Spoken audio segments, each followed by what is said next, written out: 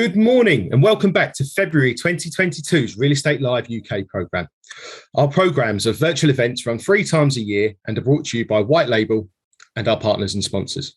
Before we get underway, we'd like to take this opportunity to thank all the organisations that have contributed to the brilliant panels we have taking place across this week. Over the 3 days this week, places across the UK have been showcasing investment opportunities and industry-leading experts have been exploring ideas and topical issues relating to property. You can view the full programme of sessions taking place across this week and register for any others that are of interest by visiting our website, www.realestatelive.co.uk. Several of our panels and presentations are also linked to our key themes for the February programme: sustainability and biodiversity, inclusive communities, and future infrastructure. Right now, in partnership with Ealing Council, we're looking at Shaping Ealing. Just before we start, I'd like to remind you, the audience, to please feel free to ask questions using Zoom's Q&A function. And now I'm pleased to hand over to our chair for this session, Dipa Joshi, partner at Fletcher Architects. Over to you, Dipa. Hi, everyone. Thank you so much for joining us today. Yes, I am an architect and a partner at Fletcher Architects. I'm a mayor's design advocate. I'm also on Ealing Council's design review panel. I've got a strong family history and association with Ealing and have designed buildings in the borough. So today we're delighted to talk about Ealing. It has this wonderful culture and heritage, parks and amenities and industry, and a mix of residential and suburban life. But of course, it's going to be connected via the Elizabeth line eventually, very soon, with 5 stations in the borough. And it's the 4th largest borough in London. Ealing Council have gone out to their residents and employees and anyone associated with Ealing to inquire about their new local plan and to reach out and ask for their views on a whole range of topics, from cycling, public transport, air quality, affordable homes, shops and leisure, and cohesion within their community of people from different backgrounds. So it's a wonderful opportunity today to bring together public and private sector. So some of the questions may challenge both sides to really explore the future of Ealing and how we're moving forward to create a much better borough. So today we're going to talk to our panel, and each of them in turn are going to do a little presentation. So we have Councillor Shital Manro, we've got Steve Barton, who's from the Planning Department, we've got Simon Welch from Galliard Homes, and Ben Gomez-Baldwin from SEGRO. So let's start with Councillor Manro. What sort of borough does Ealing want to be in 15 years? Thank you very much. Can I say, I may have had a different answer if it wasn't for COVID. COVID has really changed much of our thinking over the last 2 years. As we move forward towards our new local plan, I think the vision that we have for Ealing now has slightly changed from what maybe we had before. I mean, Ealing in the past had been proposed to be just a dormitory suburb of central London, and that's not what we want to be anymore. As the queen of the suburbs, the 7 towns that make up the borough possess and enjoy a unique character, heritage and diversity, excellent connectivity, as we've just heard, plenty of green and open spaces, and a proud history of industry, commerce and creativity. It's the industry and commerce, I think, that is coming forward much more now. We want Ealing to be a prosperous and a sustainable, healthy, cohesive, resilient and distinct place in the beating heart of West London. The local plan which will achieve this by harnessing good growth to make positive changes for the better. And that this means building good, genuinely affordable homes. Ealing committed to, in the last term, building 2,500 genuinely affordable homes. I think we will deliver 2,700 at the end of this term. Delivering high quality, well-paid jobs, supporting and preserving our SMEs and micro businesses, and providing the necessary physical, social, and green infrastructure, which we already have a lot of, but making sure that it's enhanced and preserved, fostering the health and well-being of our existing and future residents, promoting urgent climate change, and the green agenda is very, very important as part of our local plan, and protecting the environment to make our Ealing cleaner, greener, and more accessible for people to enjoy. We want our town centres and high streets to continue to be focal points for our communities and the hub of opportunity for good jobs and growth. We are a sizable borough. We are the third largest in London. And we have, as we said, provided 2,700 generally affordable homes during the last 4 years up to May. And we will also now need a larger reliance on delivering new housing on small sites, and future requirements that any such new development make a proper contribution towards affordable housing and infrastructure. For example, Henry Construction recently secured a 40 million contract with us to build 134 new homes over 6 sites across the across the borough. 70% of the homes at the 6 developments will be available as affordable tenures or as shared ownership, with 73 at London affordable rent. That's brilliant. Thank you so much, Councillor Manro. From a strategic planning point of view, I'm going to introduce Steve Barton.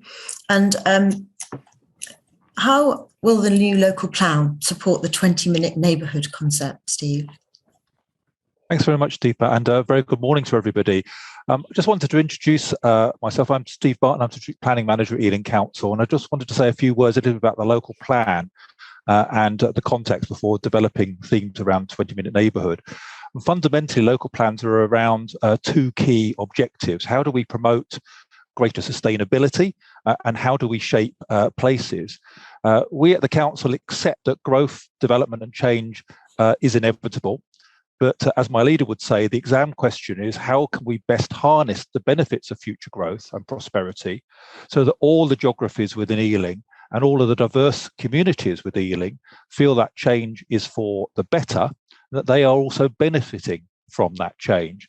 And at the heart of this problem is the age-old issue that regeneration attracts new people to an area, but often the underserved communities, existing communities, feel either left out and sometimes even squeezed out. And that's something which we're obviously keen to address. So the challenge for us as we prepare our local plan is how do we ensure that those voices are heard? And very often they're not. That's why we've embarked on the Shaping Ealing campaign, not to stop or to prevent good growth and development, but to help us shape it and the 7 towns that make up Ealing. And I think it's important to acknowledge that what perhaps is urgent and significant in Southall will be different from Northolt or Acton or other communities in the borough. So we need to have clearly worked out town plans that recognise the different geographies, the different circumstances, different challenges, different opportunities, and indeed local priorities that exist across the borough. And those action plans will extend far beyond the local plan itself, but the local plan will obviously provide the framework to ensure that the benefits of change and development result in better place shaping and shared prosperity. Too often local plans seem almost obsessed with the challenge of meeting overly politicised housing delivery targets. And in deference to Simon, I'm not suggesting that providing better and more generally affordable homes that are well designed isn't important, but I would also suggest that local plans actually do far more than that. You know, sustaining and creating jobs, providing necessary infrastructure, and climate action are really good examples. And in deference to Ben, of course, land is a scarce and increasingly expensive commodity, and we're seeing huge pressure on our reservoir of industrial land in the borough, which we are very keen to protect and indeed enhance. But land is subject to competing demands and to conflicting priorities. And as my portfolio holders just said, the central issue is we don't want Ealing just to become a dormitory suburb of central London. But we also have to acknowledge the last 2 years have seen some dramatic changes, which in fact have accelerated pre-existing trends. So working from home, using online digital tools, as I'm doing today. Hybrid working, I think, is definitely here to stay. A softening of traditional public transport demand with all of the consequences that's had, particularly for TfL's budgets. The rediscovery of the importance of local retail centres, accessed by bike and on foot. A refocusing on local supply chains and production, and greater dependence on online shopping with the attendant increased demand for space for logistics and the need to service last mile deliveries. So that's why the new local plan will seek to embrace the concept of the 20-minute neighbourhood. And the benefits of this approach are people obviously become more active, it enriches mental and physical health, traffic is reduced, air quality is improved, local shops and businesses have conditions in which they can thrive, and people see more of their neighbours, strengthening community bonds. And the desire for these kinds of changes is reflected in the 9,201 Shaping Ealing online surveys we've received to date, so putting us on course to receive more than 10,000 responses when the current consultation closes on March the 18th.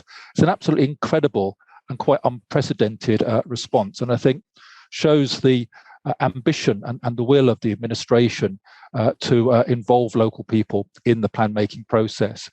So in planning policy terms, this focuses our attention on a number of key issues.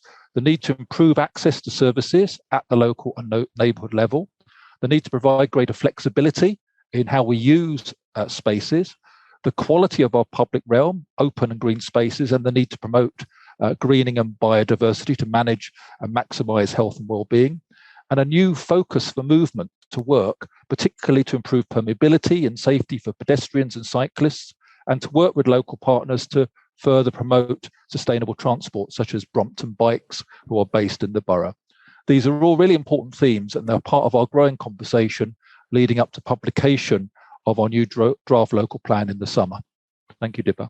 That's brilliant. Thank you so much. And so we've heard from Ealing Council, from elected members, and also from the planning officers' viewpoint. And that's a really cohesive approach to creating a new local plan. Now let's go to the private sector. So first we're going to introduce Simon Welch, who's head of land and affordable housing at Galliard Homes. And he's going to talk about how we can ensure there's a diverse residential offer for Ealing residents.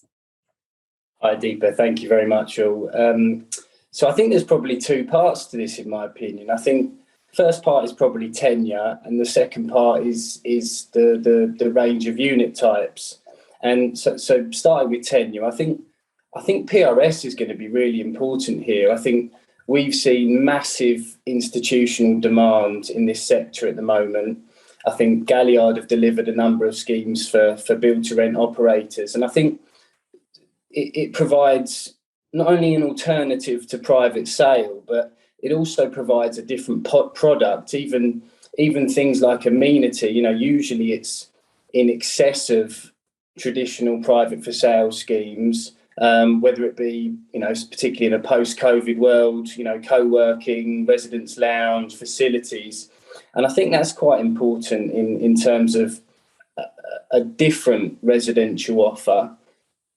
And then I suppose moving on to affordable housing, it's not often now you see single tenure schemes, but obviously having a range of tenures is going to benefit residents on all incomes. But again, I think PRS adds something here, partly because if you've got, say, a discounted market rent product at a range of levels, it can complement your shared ownership, complement your rented product, and again, it ensures a range of uses, or the units are affordable to a range of people.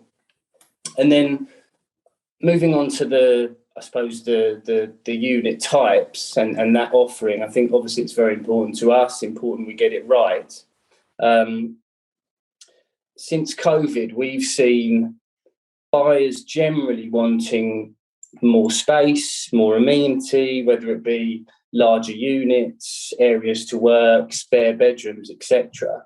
But we still, that doesn't mean, we're going to be coming along and trying to deliver a load of larger units, there's still certain buyers who won't be able to afford that unit, or they don't want a one bed. And so I think it's really important we have that range of unit type, obviously different pricing options, and just to go into the minutiae a little bit as well. Even studios say we probably find that our studios sell out first out of most of our schemes. So I think it's really important that we're able to work with local authorities to amend schemes, whether it be amending them at various points as markets and demands change, but also where we can to show, I suppose, evidence of exactly that, where the demand is and where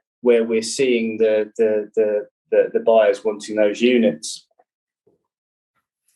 Brilliant. Thank you so much, Simon. And yes, quite a few interesting questions raised there regarding size and tenure of offer.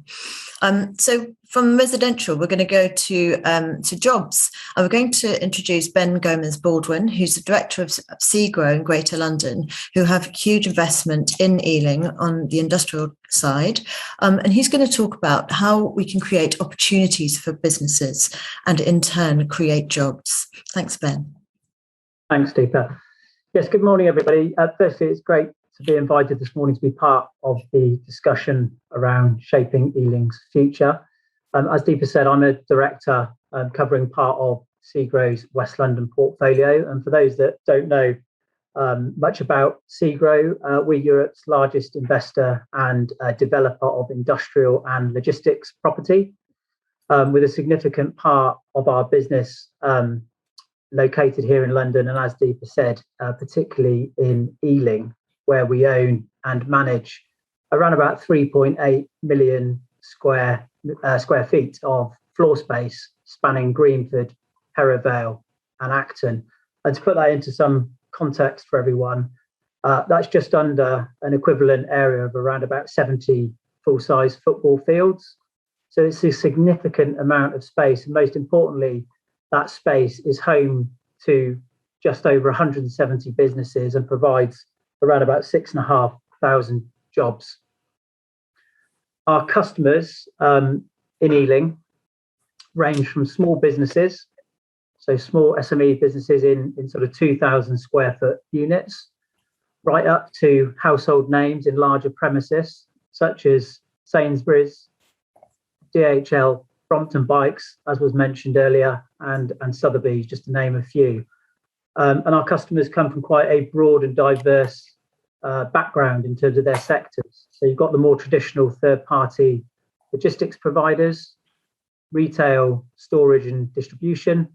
And more recently, we've seen a take-up from the film, TV and media sector, as well as food and beverage and healthcare and the sciences.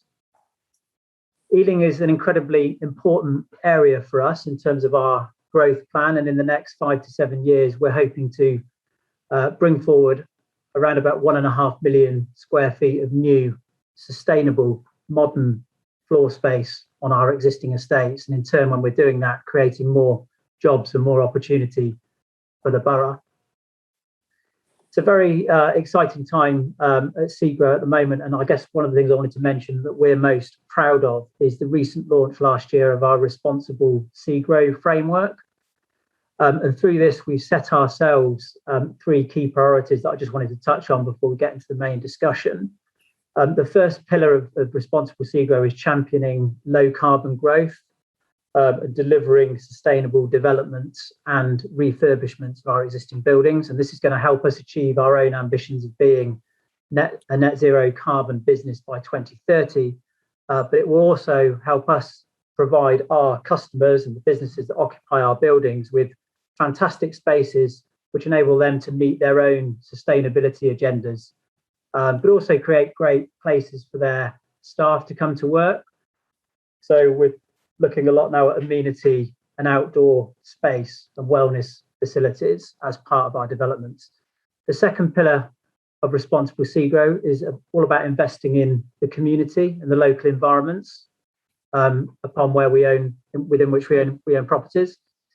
And in particular, this aspect is going to help disadvantaged people benefit from skills training, job brokerage services, and mentoring. And as part of this, we're also going to try and look to connect small businesses and SMEs into our customers and into our supply chain to gain business opportunities through that. And then thirdly, we're determined to improve diversity and inclusion in the property sector generally and attract talented people from all walks of life and different backgrounds. I'm sure this is a topic we'll talk about a lot more as we go through the session, but I hope that gives everyone a flavour for what our business is about, and look forward to discussing as we go through. That's great. Thank you so much for that intro. And it's great to hear all of your objectives and principles that you're looking to achieve going forward. We're just going to move into some Q&A now. So we're going to ask some questions. We've got some questions prepared, and we're also reaching out to the audience for questions. So please do send questions through in the chat so we can put them to our panel and for some lively debate. We're going to start off with a question that we'll start off asking Ealing, and Councillor Manro will lead. And the question is, how important is community engagement in achieving some of the council's ambitions? And how are you actually capturing that information and moving that forward? Thank you for the question. As part of Shaping Ealing, we've gone out to the public in Ealing to actually ask about the local plan. And as currently, I think I was told yesterday by my officers, we have had about over 9,200 replies to our survey filled in. So that shows that if you do create a consultation strategy and go out and ask your residents, I mean, I've been to local sixth form schools, high schools, and talking to them about filling in the Shaping Ealing survey, and we've from there to all over the place. We've actually gone out there to talk to our residents, because I think it's really important that this is a dry subject, but when developments happen in local areas, residents then get very interested, and sometimes it's too late. So it's really important that they are actually part and parcel of our creating the local plan, and we take them with us. And I think that's the reality, because if we don't do that, we will, as politicians, have protests and all the rest of it when the actual developments take place. So it's really important we are taking them with us as we move towards creating a plan for the next 15 years. Great. And we move on to Steve. And how is that information going to be captured and actually be able to be used by developers and businesses going forward? Well, it's absolutely vitally important. I mean, obviously, embracing the new technology has been a major challenge. Obviously, because of the pandemic, we've invested very heavily in digital platforms, mainly because we've not been able to do a lot of the more traditional forms of consultation that we'd like to do and hope to do in the coming months now that the rules are being relaxed. But the advantage of the digital tools at our disposal means that we can involve many more people in the conversation, because let's be blunt, local plan consultations, if you've ever been to one of the public inquiries, tends to be the preserve of the time rich, people from specific geographies with Ealing, of specific ethnicity. And so you're only really seeing a tiny proportion of the residents of the borough, their views being expressed in those forums. We were absolutely determined this time that we would ensure that all of the geographies of Ealing and all of the different age groups in Ealing would be reflected in the process. I remember the last time we produced a local plan, I would go along to public meetings. Sometimes we would have over 100 people there, which would be fantastic. And I'd be the youngest person in the room, and despite my boyish looks, I'm actually I'm weathering quite well, but I'm not quite as young as perhaps it might present.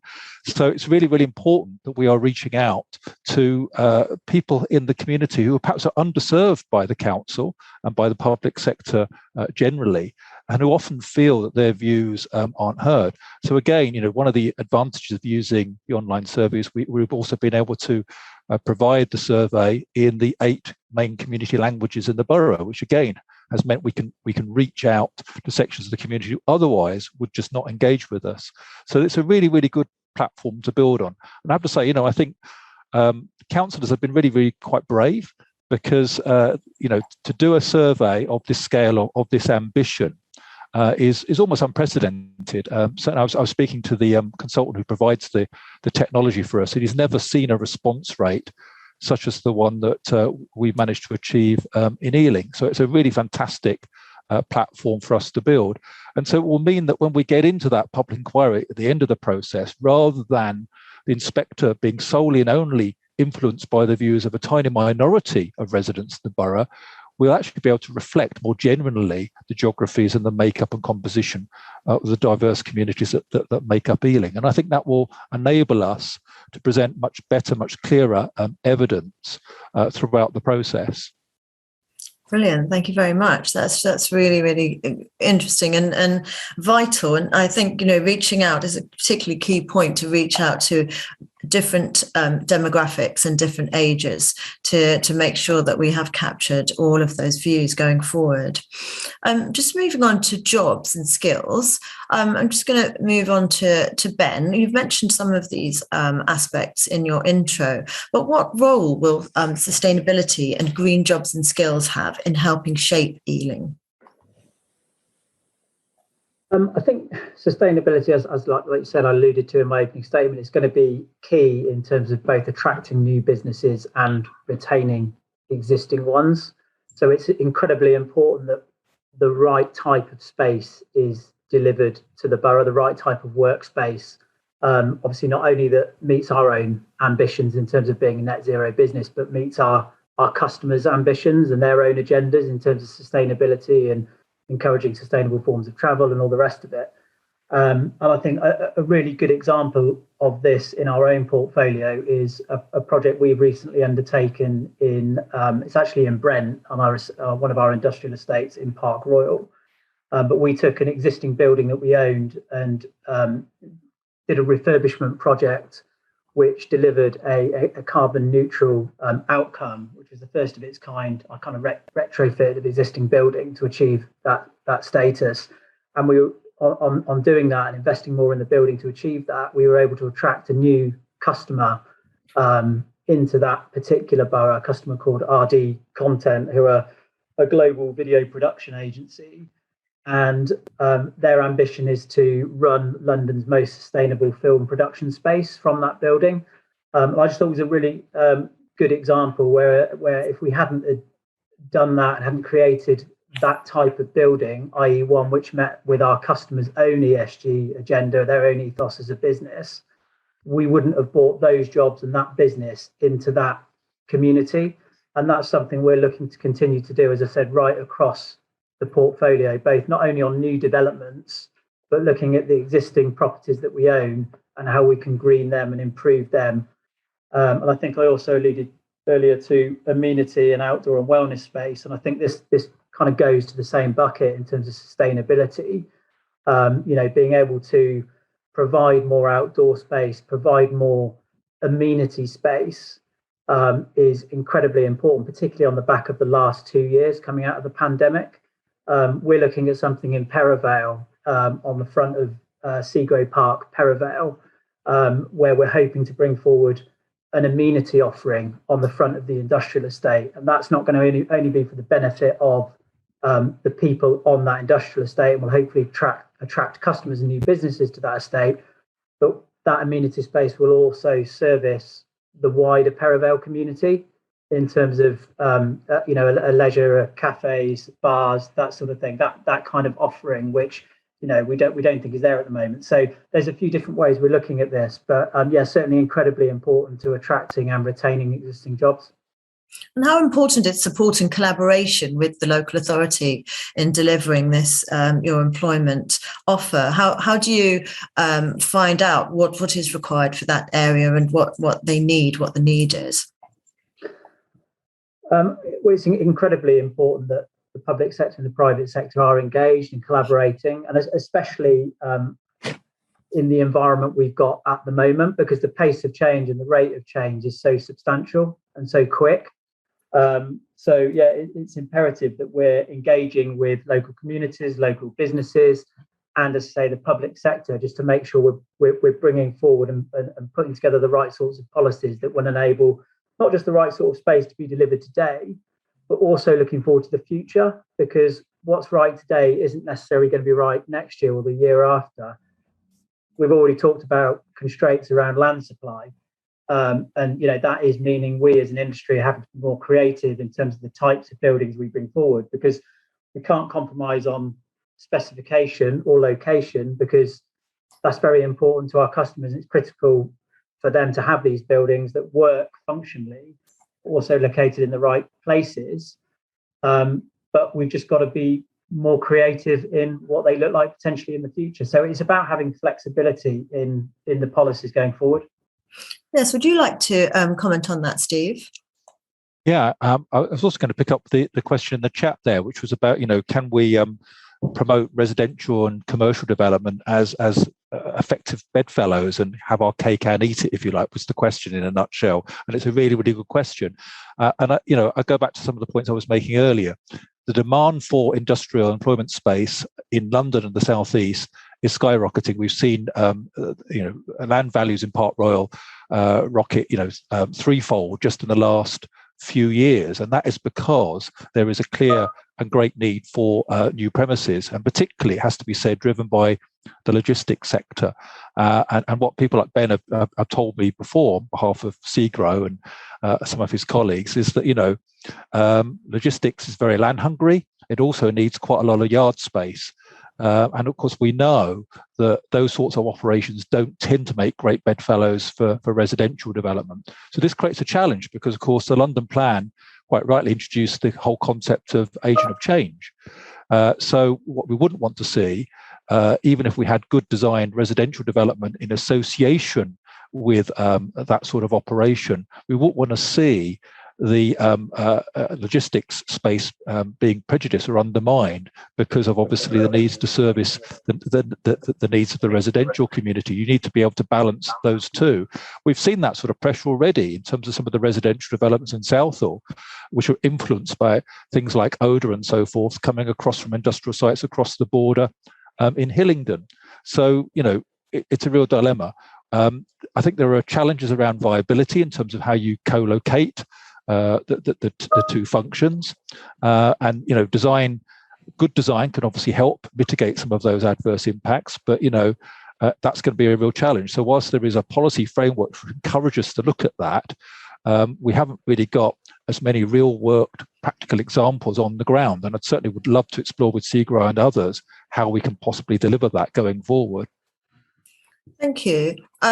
Just sort of moving on to that residential side of things, and the connected topic really regarding 20-minute neighbourhoods that really bring forward these challenges of co-location and side-by-side residential and commercial. Let's move on to Simon and ask how Galliard are approaching that and what challenges you're seeing in that sphere. Sure, thanks. I was just going to add to the previous comments about beds and sheds and co-location. I mean, as Steve said, there isn't enough examples at the moment, and Galliard as a business, we don't mind being first and doing something that hasn't been done much before. But I think there are a number of items that things like being able to get mortgages for your buyers, the impact on residential prices, how the market will see those units. I think they're big risk items. They're not insurmountable, but it is going to have an impact, and it has sort of impacted our view on looking at sort of co-location sites. But in terms of the 20-minute neighbourhoods, Councillor Manro and Steve may roll their eyes at me this one, but I think the biggest challenge for me, and I am obviously the land guy, is viability. I think we've probably seen. I think the biggest challenge there is rising build costs. We've probably seen 8 to 10% rises in the last, say, 12 months. There's probably going to be further pressures on build costs with some scarcity of materials still, albeit it reducing slightly, labour as well as changes in building regs. And I think Galliard historically as a business have relied upon off-plan sales to secure funding and deliver schemes. But, buyers now, they want to see a progressed scheme. They want to see a show flat. They want to see a shorter period to practical completion. And I think, that means they're not wanting to commit before, there's a spade in the ground. And that obviously has a massive impact on funding and particularly the cash flow of a larger scheme. And I think the other challenge that I see for 20-minute neighbourhoods, and obviously we've just touched upon it, is the industrial market. I think given how strong the industrial market is at the moment, with so much lost space and low vacancy rates, increased rents, etc., I think we've already seen a number of sites that we've looked at, particular locations and size sites that, industrial values have blown resi out of the water. So I think that's something that is going to have an impact if it continues, and probably do see it continuing. But in regards to the 20-minute neighbourhoods in particular, I think the majority of these areas are going to have a variety of different landowners. And I think the biggest challenge there is working collaboratively to deliver the best uses in the right location for the community. And I think if you've got variety of different landowners, different interests, timelines, lease lengths, whether it be your greedy, nasty developer like us, or your shed developer, your institution, your RSL, I think you can see why it becomes very difficult to bring forward those large schemes. And I think Stephen, my chairman, whenever we look at land assemblies, always, the risk is always, you have one person that doesn't want to enter into that collaboration or is difficult, and it can scupper the whole thing. So I certainly don't envy Steve and others at Ealing when it comes to dealing with all of us and the sort of wide range of interests that we have. It is a hugely complex topic, but living side by side with leisure and commercial, retail, and residential is absolutely important to creating rounded communities. I am going to move. Ben, would you like to come into that discussion? I think Steve had his hand up before me. Yes. No, I was just going to come back at Simon there, really. I mean, I feel your pain, but, you must understand, that no one comes into town planning for the popularity, let me tell you, because as you well know, every planning application, there are winners and there are losers is often the perception. And very often, actually, everyone feels that they've lost a bit because we've compromised to try and mitigate some of the perceived adverse impacts of development and to accentuate the benefits. But I do think you're missing a trick there in terms of what you were saying about future housing development, because certainly what the survey is telling us and what many of your customers tell us is actually the attractiveness of a place is enhanced when there are local shops and services. So actually you can have your cake and eat it, Simon, by providing some local shops and services, or facilities like health and and all the rest of it. It actually improves the quality of place, and a good example of that is the Greystar development. You talked about PRS earlier. A large part of that is PRS, and they have provided some local shop services, including a health centre. They've also provided some fantastic public realm. Throughout the pandemic, I'm a Greenford resident myself. They put on comedy, they put on music. Right by the canal, had food, had refreshments there.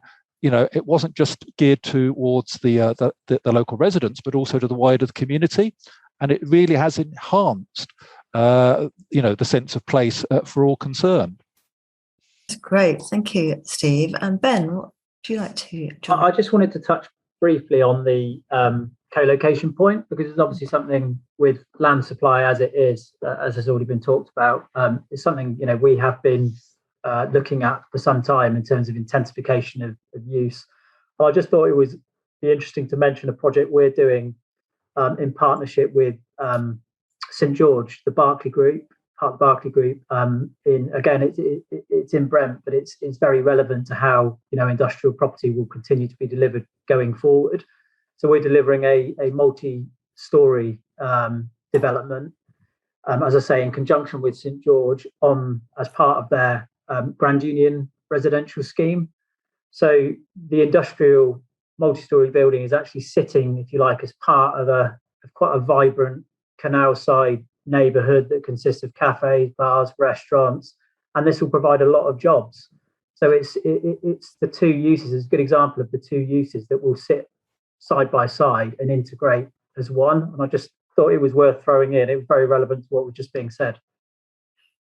Absolutely agree. Councillor Manro, did you want to? Yeah, actually, I was going to make that point because I'm aware of that development in Brent, and I looked at it with some interest. Ealing over the last 20 years has lost about 10% of its employment space because we have, in the past, moved employment space into housing and residential. Ealing has the largest, I think in London, we're the largest in terms of employment space. So to lose 10% over 20 years is a fair amount of space. And we are not looking to lose any more, but we are looking to intensify and to co-locate if we can. So that is a move forward for Ealing, and that we are looking to create employment. And the 20-minute city, we actually want to create employment in sort of 20 minutes away from where people live. The only way we can do that is to really work our land much harder, intensify, and also co-locate. So we've given permission to a couple of projects. There's one in Trumpers Way, where employment space and residential are co-located. And we've done a couple of schemes in Acton the same way, where at the bottom, the first and second story is employment and commercial space, and above is residential. So they are building some of those. So we are looking at doing that, and that is something that we are really interested in. Great, that's a brilliant joined up answer from Ealing Council as a call to action to all developers out there that we're looking for intensification and rounded development. I'm going to go to a slightly more sticky topic. That one of the items that has come in on the from questions from the public, and it's about tall buildings, and I'll start with you, Simon. The question is, why do so many Ealing developments, such as around North Acton Station and nearby, consist of very high tower blocks that harm views, overwhelm and shadow communities and may lack social infrastructure? Is it too difficult to assemble enough land to build at high density, but with more attractive buildings? Simon, how are Galliard approaching that? I think it's a really good question, and I think part of that, and I don't want to generalise, but I think part of it is where you've got landowners that are potentially not going to be delivering the schemes, are taking them through planning, and the general view is that more units equals more value, and obviously that's not always the case. And I think you are going to see some of those schemes that won't be delivered, or they may be stalled or replanned as whether developers come along and get involved in them to work out that it is again, not to use the viability point, but it is so difficult to make tall buildings work. I think where we are taking schemes through planning and where developers are taking schemes through planning that are going to deliver, we're seeing in sort of mid-market areas, we're seeing a sweet spot of, say, 17 to 20 stories.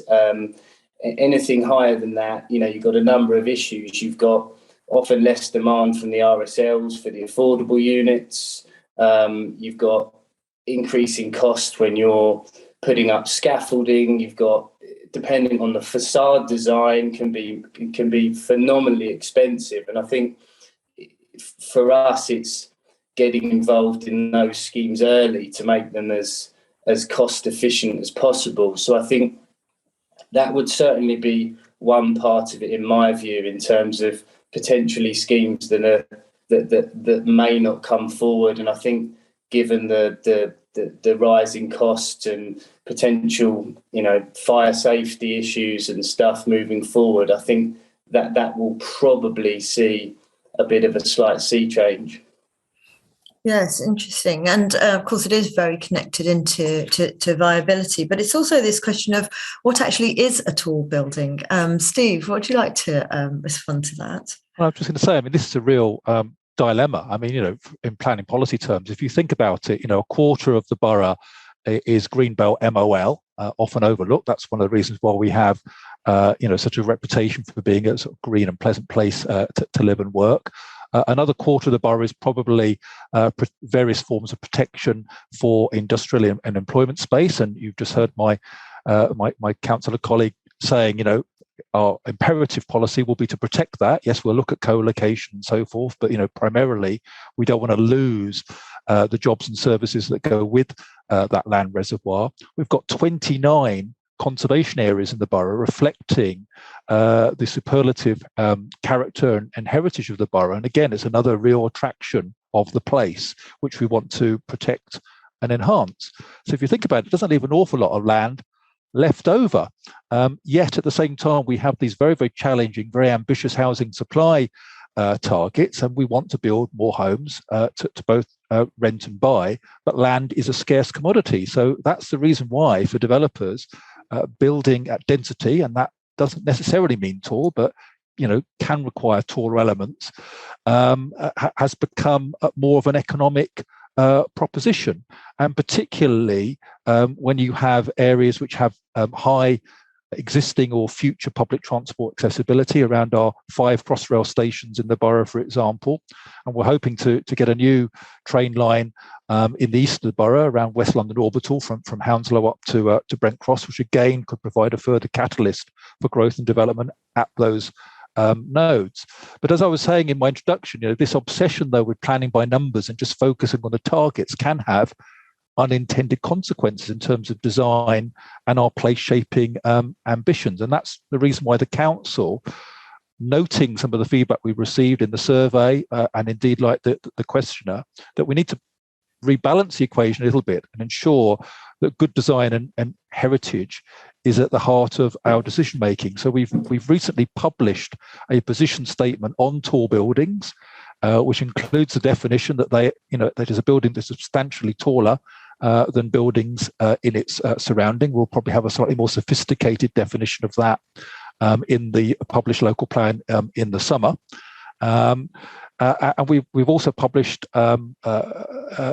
guidance on our planning policy, and also, most significantly, some design guidance, which talks about, in particular, what good design looks like, how you tackle things like climate action, embodied energy, energy efficiency, and so forth, to try and reflect some of the concerns that obviously that the questioner has raised. So I think tall buildings are going to be part of the landscape, because inevitably change will require building at greater levels of density. But I think you're absolutely right. We need to make sure that these are well designed and tackle the climate action agenda.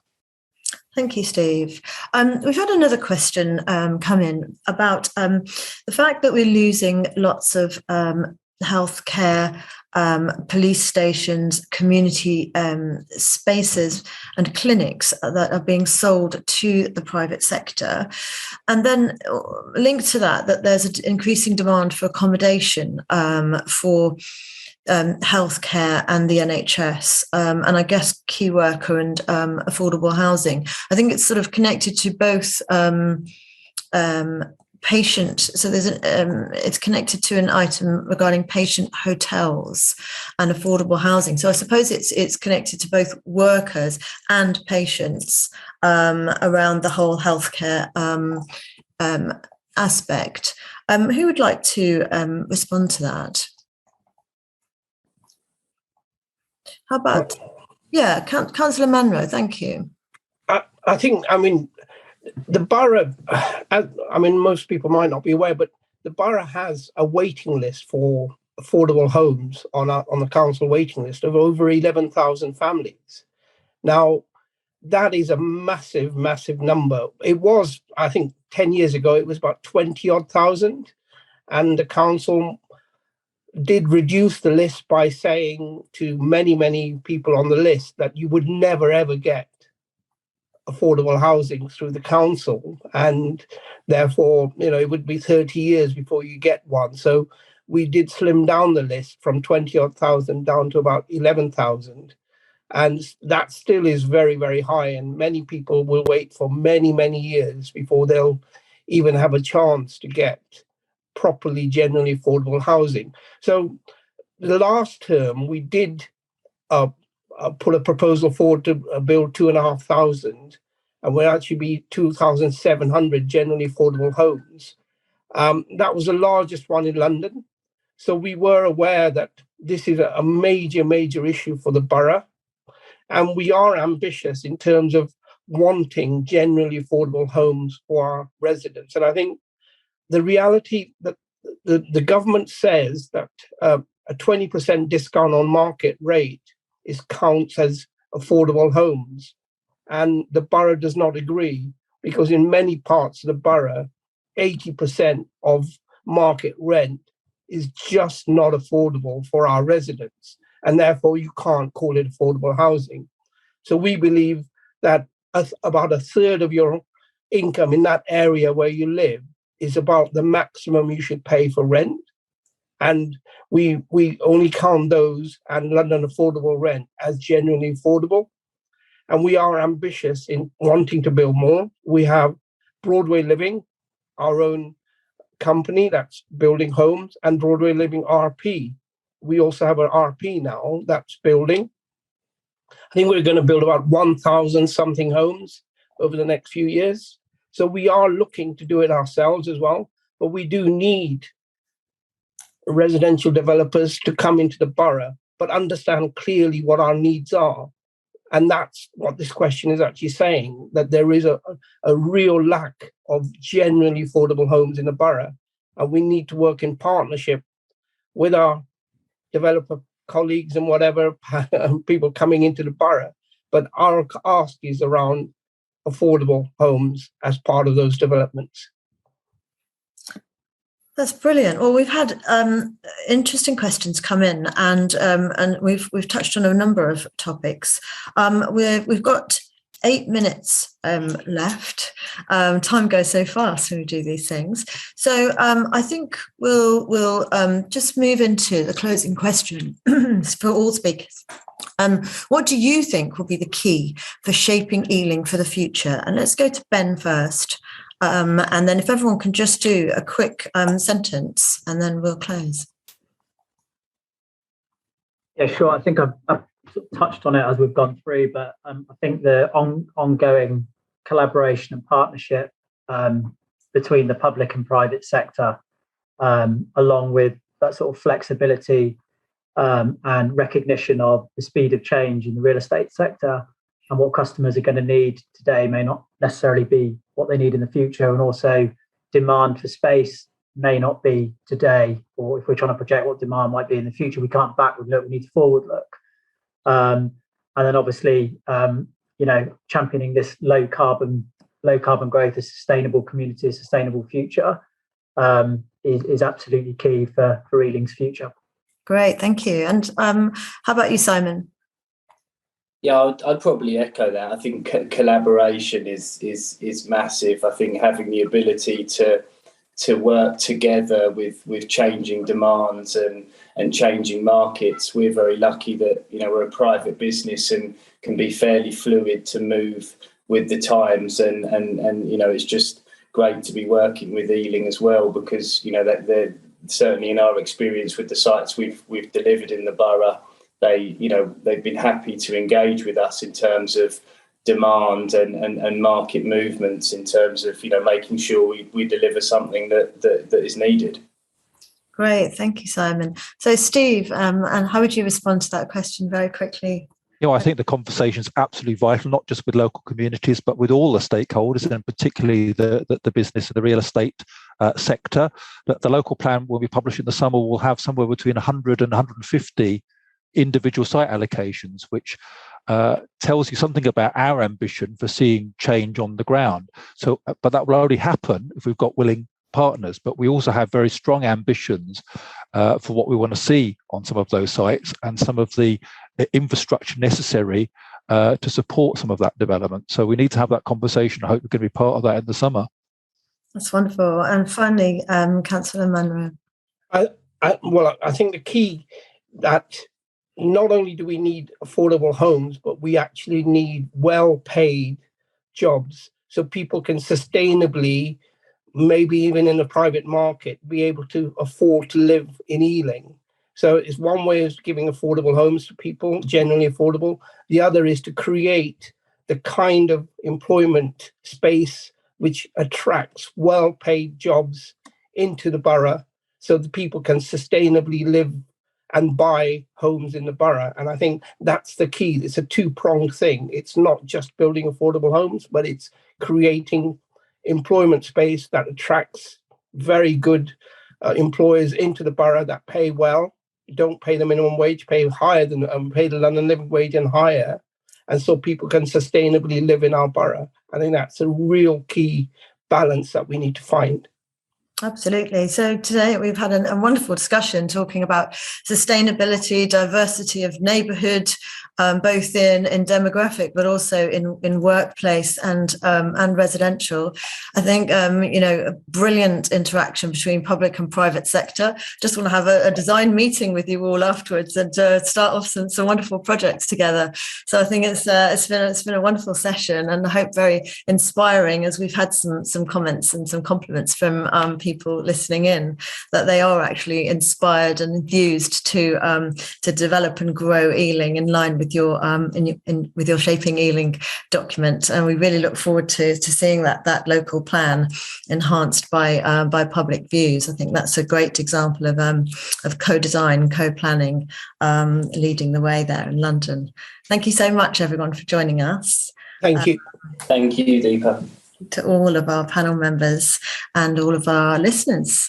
And thank you, Dipa. Yes, and thank you to our panel for a great discussion this morning, as well as our audience as well, for getting involved with all of the questions, making, for, as I said, a great discussion just now. There is still more to come from Real Estate Live UK this morning, later on today, sorry, it is now lunchtime. In a session starting right now, we're asking, how can the next generation help plan the places of the future? And then at 2:00, we will ask, what opportunities does London's growing life science sector create? You can book onto those sessions and any sessions for the remainder of this week by visiting the programme page on our website, www.realestatelive.co.uk. Thank you all once again for joining us this morning, and we look forward to seeing you again soon. Thank you and goodbye.